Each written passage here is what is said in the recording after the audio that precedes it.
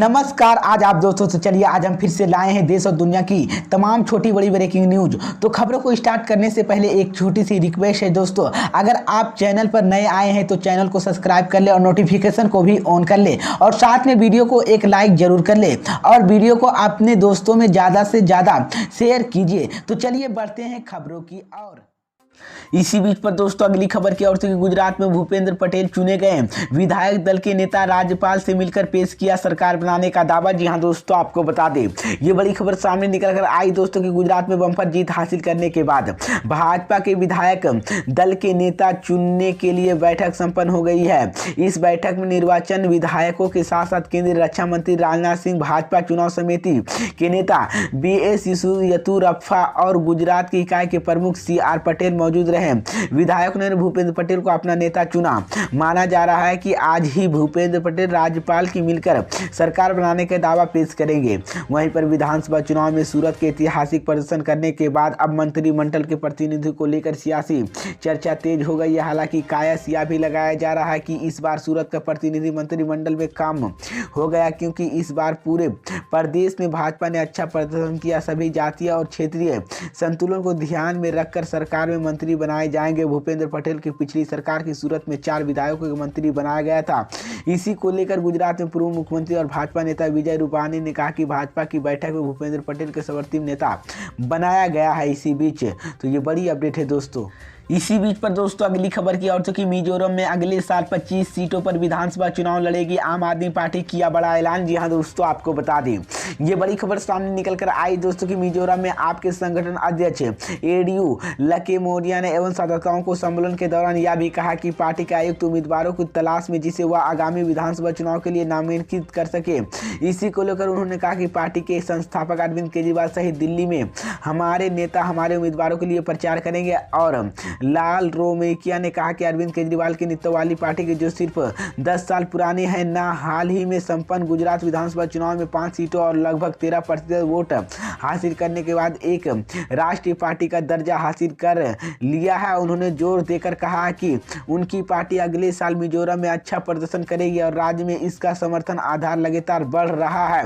गौरतलब की आम आदमी पार्टी इस समय दिल्ली और पंजाब में सत्ता में है और मिजोरम में आपके आयोजन सचिव अफसोस को लेकर उन्होंने कहा बताया जा रहा है कि अप्रैल में राज्य में अपना आधार स्थापित करने वाली पार्टी तब संशोधनों को लेकर भर्ती की गई है।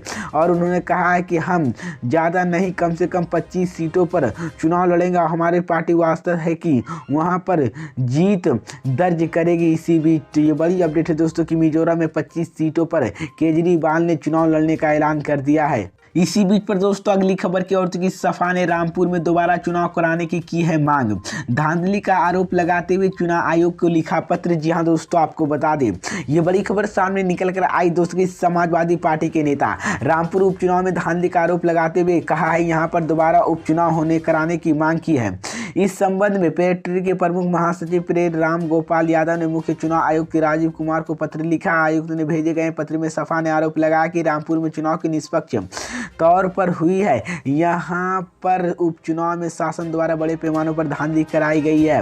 वोटरों को मतदान से रोका गया और पुलिस की बर्बाद, कई लोगों को घायल हुए हैं। आयोग ने भेजा है कि पत्र पुलिस बर्बाद के जुड़े से फोटो भी भेजे गए हैं।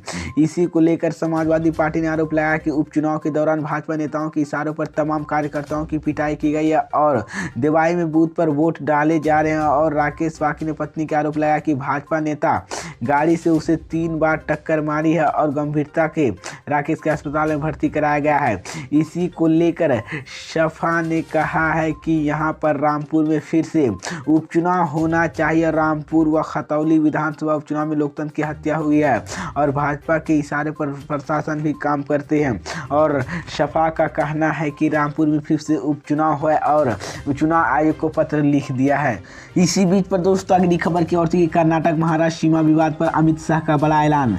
कोल्हारपुर में धारा 144 लागू लागू। जी हाँ दोस्तों, आपको बता दें ये बड़ी खबर सामने निकल कर आई दोस्तों। कर्नाटक और महाराष्ट्र में सीमा विवाद के बीच गृह मंत्री अमित शाह की इंटरव्यू हुई है। अब बॉर्डर डिस्प्यूट के हल अगले सप्ताह के निकाल सकता है।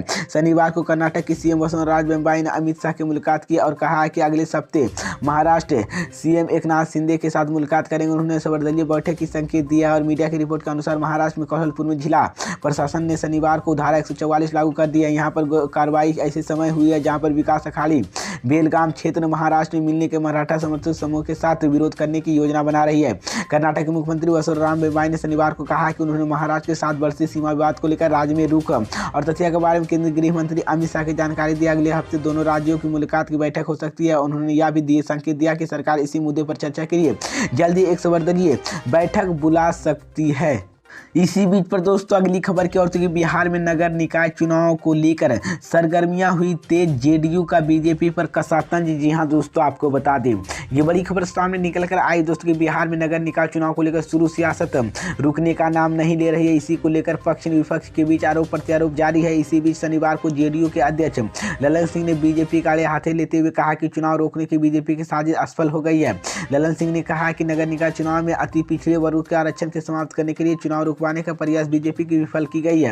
उन्होंने अपने ट्विटर अकाउंट में ट्वीट करते हुए पूर्व मुख्यमंत्री को संबोधित करते हुए लिखा कि सुशील नगर निकाय चुनाव में अति पिछड़े वर्ग आरक्षण के समाप्त करने के दौरान रुकवाने का प्रयास किया जा रहा है और बीजेपी विफल रही है। इस गौरतलब के सर्वोच्च न्यायालय के बिहार में होने वाले नगर निकाय चुनाव को लेकर राज्य निर्वाचन अधिकारी द्वारा जारी अधिसूचना को रोक लगाने से इनकार कर दिया है।